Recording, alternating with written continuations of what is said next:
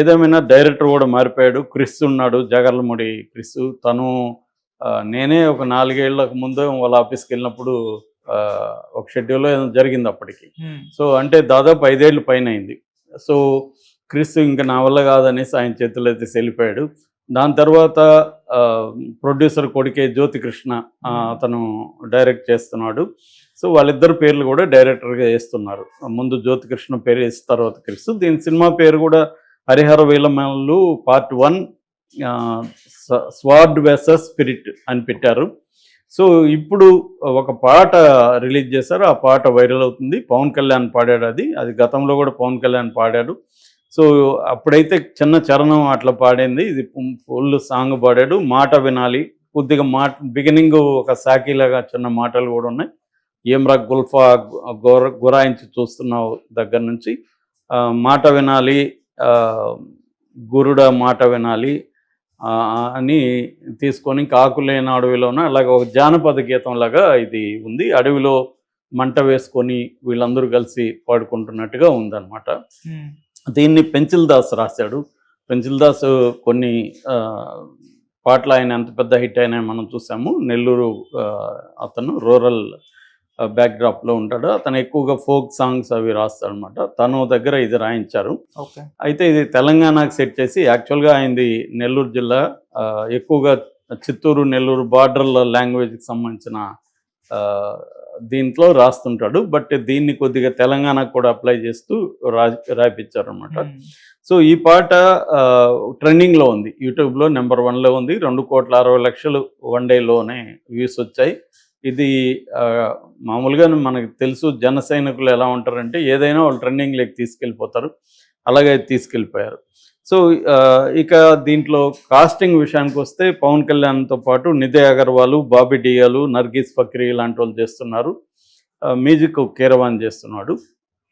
So, ఈ పాట మొత్తం రాలేదు. 2 నిమిషాల 36 నిమిషాలు ఉంది. 2 నిమిషాల 36 సెకండ్లు ఉంది. ఇదే మొత్తం పాటనా లేకపోతే ఇంకా పెద్దగా ఉంటుంది అనేది కూడా తెలియదు. ఏదేమైనా ఆయన టోన్తో పాడడం అనేది ఒక సర్ప్రైజ్గా చెప్పుకోవచ్చు. సో, అయితే ఇప్పుడు ఏంటంటే చాలా కాలం తర్వాత మళ్ళీ అప్పట్లోనే లాంగ్ బ్యాక్ ట్రైలర్ రిలీజ్ చేసినప్పుడే దీని కథ ఏంటి అదంతా కూడా చెప్పారు.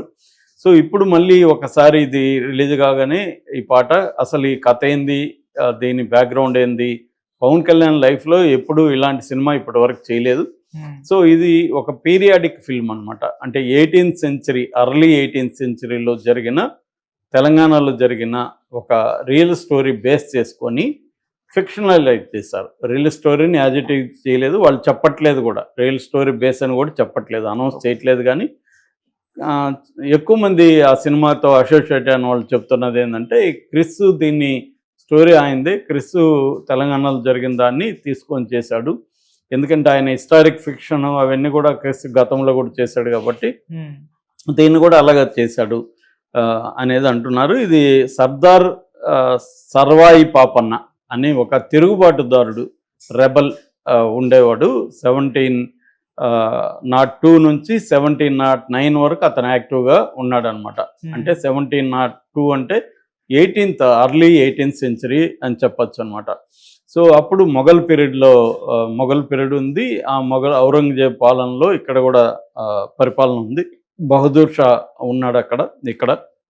ఆ టైంలో ఇతను యాక్చువల్గా తాడికొండ దగ్గర ఒక గౌడ కులస్తాడు అనమాట. కళ్ళు గీసే కులం ఆ కులస్తాడు. కానీ తన వృత్తిని తను ఫాలో కాకుండా తన వృత్తిని ధిక్కరించి తాను ఒక ప్రజల కోసం పనిచేయాలని చెప్పి తాను మెల్లమెల్లగా ఒక సైన్యాన్ని ఆర్గనైజ్ చేసుకొని ఆ సైన్యంతో జమీందారుల మీద ఫౌజుదారులు అంటారు. ఫౌజుదారులు అంటే మిలిటరీ లీడర్స్ అనమాట.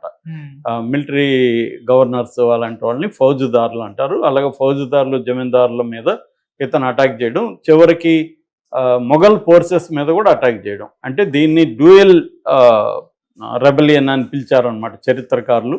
డ్యూయల్ రెబలియన్ అంటే స్థానిక జమీందారుల మీద పోరాటం చేశాడు, ఇటు వీళ్ళ మీద కూడా ఔరంగజేబు సైన్యం మీద కూడా ఇతను పోరాటం చేశాడు.